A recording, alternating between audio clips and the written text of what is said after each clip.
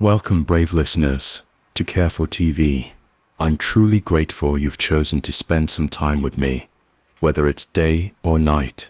If you enjoy these stories, please consider liking this video and subscribing. Your support helps the channel grow immensely and means a lot to me.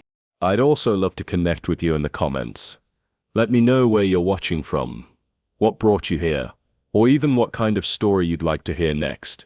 Your engagement keeps this channel going, and I appreciate each and every one of you. Now let's dive into today's horror story.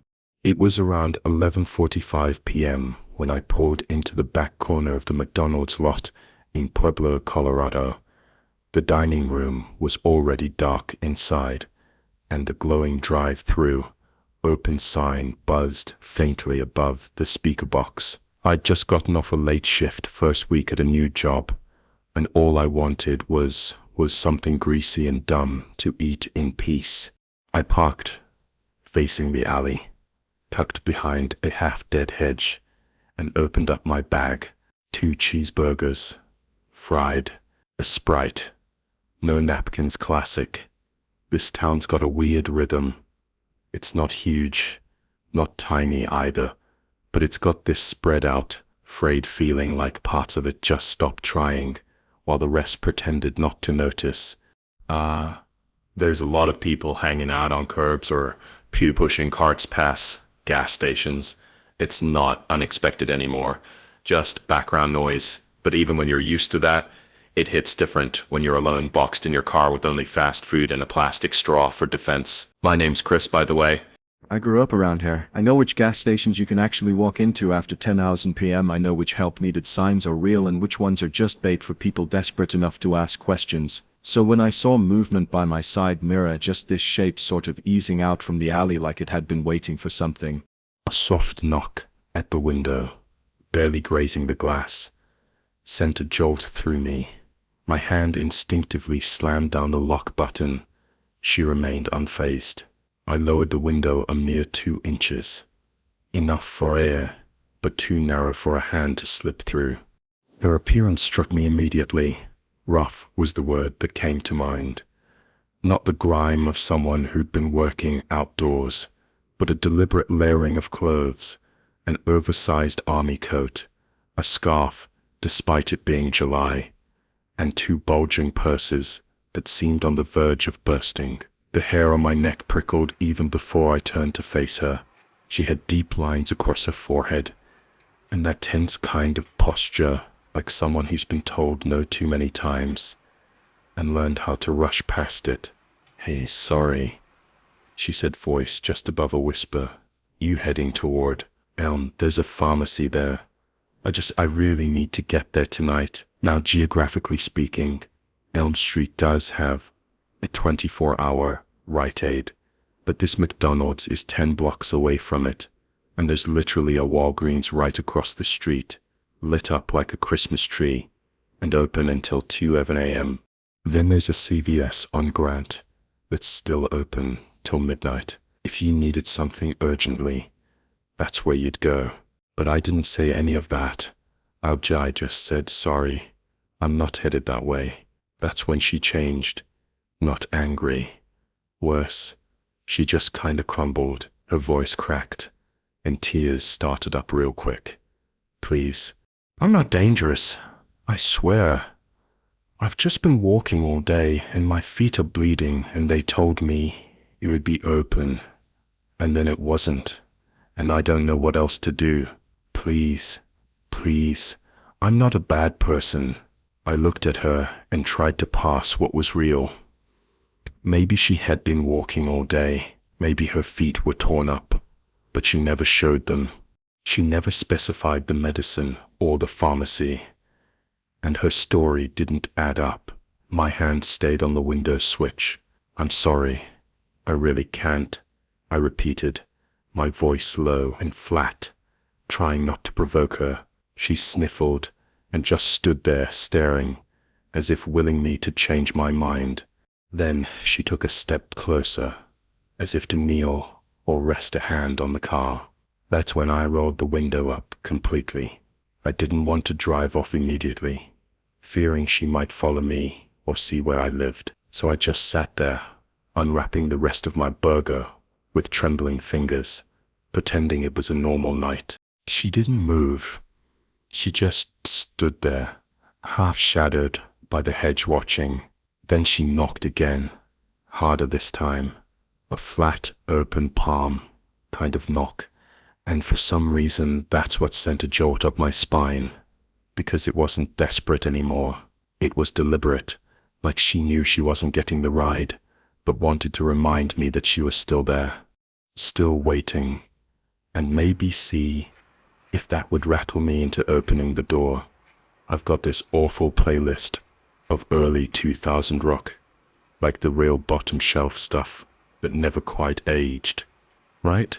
It was already going real soft under the fries and soda slurps, so I leaned over and twisted the knob all the way up. Let the sound bleed out through every seam in the car. It was dumb and childish, but something about the noise made me feel safer, like she couldn't talk over it, like it gave me a buffer. Eventually she left. I didn't see her walk away. I didn't see her way. I just glanced up and she wasn't there anymore. Slipped back into the alley maybe. Or maybe just standing somewhere out of view, waiting for the next car to pull in and think she's harmless. I didn't eat the second burger, just kind of sat there, staring at the empty spot where she'd been. The fries went cold. I kept the doors locked the whole ride home, eyes flicking to the rear view every other block I know. Nothing happened, not really. No break-in, no scream, no news report the next day. But the thing that still gets me is how fast she shifted, calm to pleading to something else, something too smooth, like she was running a script. She'd practiced 100 times, but was ready to rewrite if I gave her the tiniest opening. And it's not like I haven't seen death before. I have. I've met people down to their last $5, folks asking for gas money, who just want to get to Albuquerque or Cheyenne or Vegas. Sometimes it feels legit. There were moments when her story seemed glazed over, as if she'd forgotten how to behave normally. But she wasn't glazed. She was sharp. She watched me with an unsettling intensity, reacting too quickly, almost as if she was scrutinizing my face for subtle cues, waiting for a vulnerability to exploit. It was peculiar. What truly lingers in my mind is the way her fingers moved. One hand remained perpetually on a purse strap, clutching it, as if something immensely valuable lay within. The other hand, however, shifted continuously. It wasn't a nervous fidgeting, which would have made sense. Instead, it was a deliberate movement, as if she were preparing to reach for something, or perhaps simply unable to remain still any longer. I couldn't help but wonder what she would have done if I had opened the door and gotten in. Would she have asked me to stop at an ATM first, produce something sharp, or simply cried throughout the entire ride? That's the thing, I'll never know, and a part of me is glad for that. But another part, the one that kept the burger wrappers on the passenger seat for 3 days after, because I couldn't bring myself to clean them up, kept wondering if I missed something, if there was some clue I should have caught, if maybe she really did need help and I just played it safe, because the story didn't sound right. But then again, that's how people get in trouble. That's how people disappear sometimes. I still go back to that. McDonald's not often, usually during daylight for a quick lunch, but I always park up front now facing the door and I eat faster.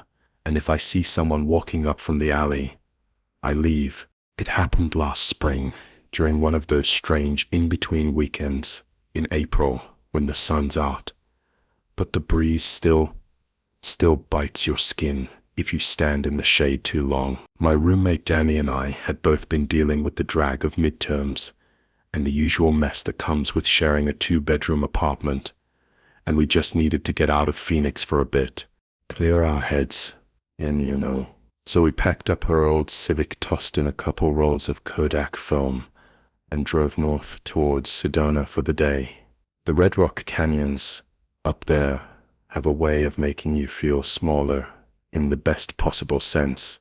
The wind smells cleaner, everything feels slower, and for a few hours we got to pretend our lives were less about deadlines and rent checks and more about catching the right light before sunset. I'm Myra. I was 22 when this happened. I thought I had a good sense of people, that I knew how to read a room, that I could tell the difference between a stranger passing by and a threat in plain sight. We hiked a few easy trails that afternoon. Danny wanted to get shots of the light bouncing off the cliffs near Bell Rock. I mostly just walked and let my brain breathe. When the sun finally dipped below the ridgeline, we were both starving and sun-tired in that way that makes fast food seem like a good idea. Neither of us had eaten since breakfast. We drove back toward town and spotted a McDonald's right off 179 across the road from one of those boutique spas with valet service and citrus-infused water in the lobby. The McDonald's appeared clean and well lit. Around a dozen cars were in the lot, with 3 large black SUVs parked along the far side, all facing the restaurant. Danny pulled into a front spot. As her engine hummed, she grew quiet, clutching her camera bag strapped tighter, and nodded towards the tinted SUVs. "You see them?" she asked. I followed her gaze. 3 tall, built men stood outside the vehicles, dressed in black polos and pants. One had thinning, slicked-back hair and was smoking.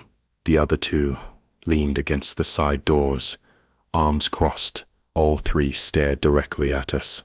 "Yeah," I said, "security, maybe, probably someone rich is across the street." Danny didn't laugh.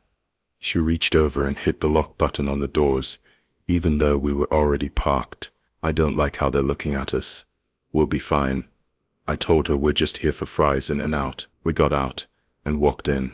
I remember how bright it was inside those clinical white lights that make everything feel a little too sharp.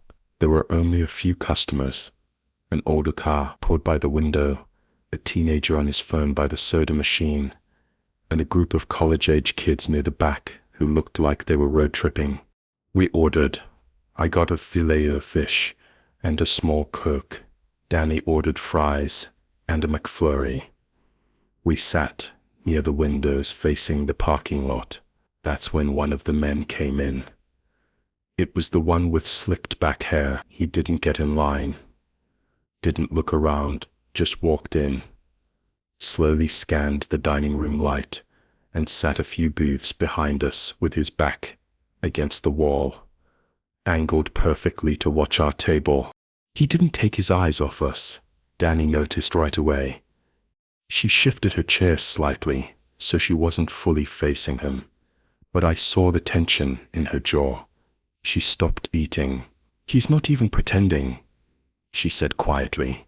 I didn't turn around, but I could feel it too. That pressure on the back of your neck when one's watching you without blinking. "It's a public place," I muttered. "If he tries anything, we're not alone." She nodded, but she didn't look convinced. Her McFlurry was melting, untouched. "I'm gonna run to the bathroom real quick." I said. She hesitated. "Don't take long." I smiled a little, trying to keep things light. I needed to use the restroom. The hallway leading to the bathrooms was to the right of the main counter, noticeably quieter. The lighting was subdued, and a secondary seating area held just a couple of people finishing their meals. The women's room was at the end of the hall, beside a push-bar emergency exit, with a faded sticker warning that an alarm would sound if opened. I'd never trusted those signs. They always felt like empty threats. Pushing into the restroom, I saw 2 stalls. The larger one was open, but I was distracted by my phone. I chose the smaller stall, locked it, and sat down. That's when I heard the door creak open again. It was Danny. "Yeah," I replied, confused. "What's up? You okay?" Yeah, just peeing." She didn't respond. I could hear her breathing, standing there, then footsteps retreating. The door closed again. Something about it was strange. Her voice had sounded tight, like it was holding something back. I finished up and stepped out to wash my hands. When I walked out of the bathroom, Danny was waiting by the exit, with both our trays in her hands and her camera bag slung across her shoulder. Her eyes were wide, darting between me and the hallway behind me. "We need to go," she said. Now I followed her, not asking questions yet. Something in her voice clipped away any doubt I had. We moved fast down the hall and out into the parking lot. That's when I saw him. The man who'd been sitting behind us was now back in his SUV, parked 2 spots away from Danny's car. His window was rolled down halfway. He wasn't on the phone. He wasn't looking at anything else, just staring, doors locked. Danny peeled out of the lot faster than I'd ever seen her drive before. It wasn't until we were back on the highway that she finally told me everything. "He followed you," she said. "The guy, the one with the slicked back hair." I stared at her. "What?" "I didn't see him at first. I was texting, then this kid, some random guy inside, tapped me and asked if I was with him. When I said no, he looked freaked out and pointed toward the hallway. So I went after you." I said nothing, just gripped my seatbelt and let the chill sink in. "He was in the bathroom," she said, "the handicap stall, just standing there, door wide open, not doing anything, just standing silent, like he was waiting." My mouth went dry. "When I called your name, he didn't say anything, didn't move, just stood there. I didn't see him until I stepped inside. He rushed past me, didn't look back. No panic, no surprise, just gone." I don't remember much of the drive after that, just the way my stomach wouldn't settle, the way my throat kept closing up, like I'd swallowed air wrong. We called the McDonald's when we got home, told the shift manager what happened. He sounded like he didn't want to deal with it, said he'd take a look, but didn't ask for our names or numbers. Danny's mom ended up calling corporate after we told her. She didn't yell, she just asked very calmly what their policy was for creeps following women into bathrooms, and whether they prefer to handle it privately or publicly on social media. Their immediate attention was piqued, and corporate initiated a callback. Days later, a review of the security footage from the hallway entrance confirmed it. The man entered right after me, without hesitation or a backward glance. A report was filed and forwarded to local law enforcement. While we never heard from the police, the incident continued to haunt me, especially the unsettling detail of the unclosed stall door. The unanswered questions lingered. Why hadn't I heard him enter, and what might have transpired if Danny hadn't intervened? My mind began replaying countless past instances, solo trips to public restrooms, at gas stations, coffee shops, and rest stops. All the times I failed to check behind the door, neglected to listen for footsteps, or even glance at other stalls. I wonder if he'd done this before. I wonder if someone else had walked in behind him alone, and hadn't had a friend with sharp instincts and a stranger who cared. Enough to say something that part gets to me the most. How fragile safety really is. How it's not always about being smart or cautious or paranoid. Sometimes it's just about luck. Sometimes it's about someone paying attention. I haven't been back to Sedona since Danny and I moved out of our apartment that summer and lost touch after graduation. But I think about her a lot, and I think about that bathroom. Now every time I use a public restroom, I check every stall first. Even if the door's open, I make noise. I keep my phone out, but not in my hand. And if I get that feeling, that one where the back of your neck goes cold and your ribs start to tighten, I leave no second guesses. Because next time, there might not be someone to call my name. And next time, whoever's waiting might not leave so easily. Working at MC is the kind of job where you learn to smile through just about anything. crying toddlers, broken milkshake, machines, customers throwing ketchup packets across the counter. None of that fazed me anymore, but there's one thing that happened last year that still makes my stomach twist every time I think about it, not because it was loud or chaotic or even particularly dramatic, because of how quiet and calculated it was. Let me start with a little context. My daughter, Eliza, had just turned 5 months old. I was 19, fresh out of high school, with a face that still got me carted, trying to buy scratch-offs.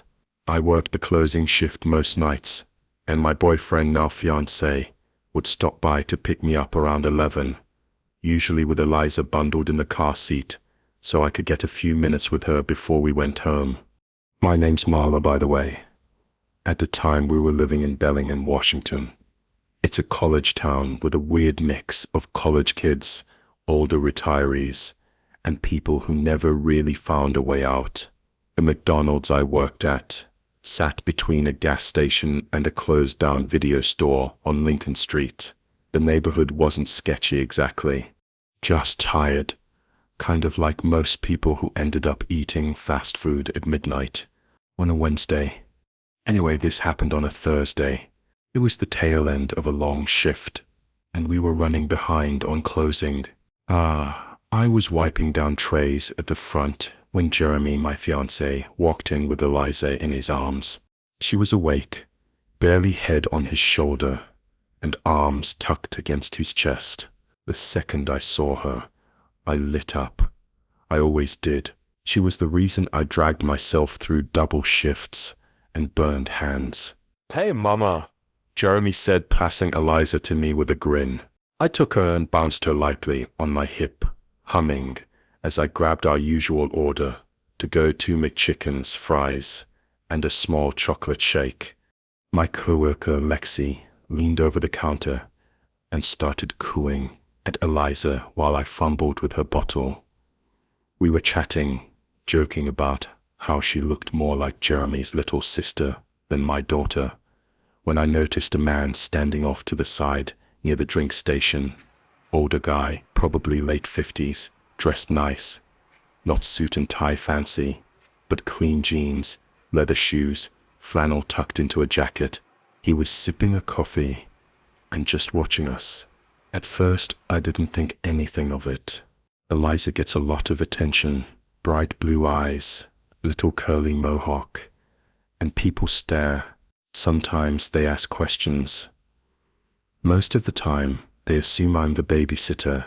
I'd learned to laugh it off, but something about this guy made my chest feel tight. Not because he looked creepy, but because he didn't. He looked normal, safe, the kind of person you trust to feed your cat or watch your mail, which made what happened next even worse. He came over still holding his coffee and smiled at Eliza. "She's beautiful," he said. "Thank you," I replied, smiling politely. I shifted her on my hip, ready to wrap up and leave. "Is she yours?" he asked, then quickly added, "Sorry, I just mean you look so young." "She's mine," I said, still trying to be nice. "Wobby," he chuckled. "You don't see that much anymore. Young moms taking time with their babies." He paused for a moment, sipping his coffee. "Would you mind if I held her?" That stopped me. My fingers tightened on her blanket. No. Sorry. She's getting sleepy." "Of course," he said, nodding.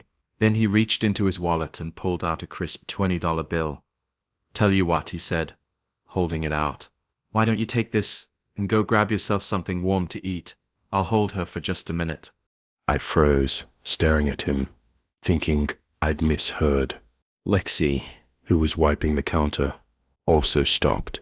"No, thank you," I stated firmly. He smiled, too friendly and patient. "I remember what it was like," he said softly, "working 2 jobs, just trying to stay on your feet. It's okay, you don't have to be shy. I just love a chance to hold her. She reminds me of my granddaughter." "No," I repeated, more sharply this time. She's fine. He didn't back off.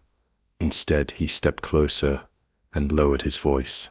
You know, if you're just the babysitter, I could help out. A little cash goes a long way. I'm sure her parents would understand. That's when Jeremy came to, back from the bathroom. He saw my face, the man, and the $20 bill in his hand. Instantly, he stepped between us. What's going on? Jeremy asked, voice flat. Oh, the man said, straightening up. I was just admiring your little one. Offered to give her mama a short break. That's all. Jeremy, it didn't say anything. Just stood there. Shoulders squared. Eyes locked on the guy. The silence stretched so long, it started to crack. Finally, the man gave a tight nod, stuffed the bill back in his pocket, and said, You two take care now. We didn't wait around.